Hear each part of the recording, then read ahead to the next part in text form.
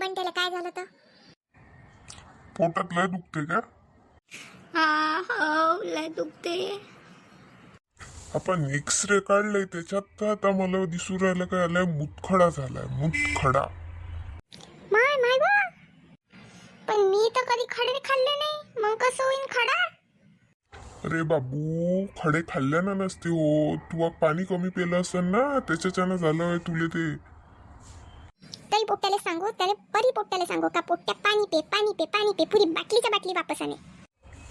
अरे अरे अरे मारू नका. आपण औषधानं त्याला हे करून टाकू शकतो, डिझॉल्व करू शकतो.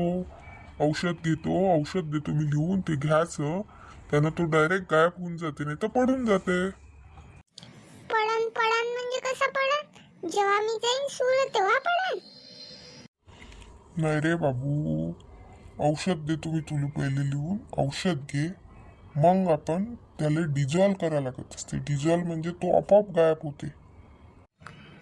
पण तो आपोआप गायब कसा होईन? एक तर पडनच ना, पडनही कुठून? जेव्हा मी जाईन तेव्हा. तू बस चल घराकडे, तुला सांगितलं होतं पाणी पे फुकट्याची गोष्ट नाही पेन होत, तुला औषधं प्यायला पाहिजे ना, तू थांब. कुठे गेलते रे मायले का?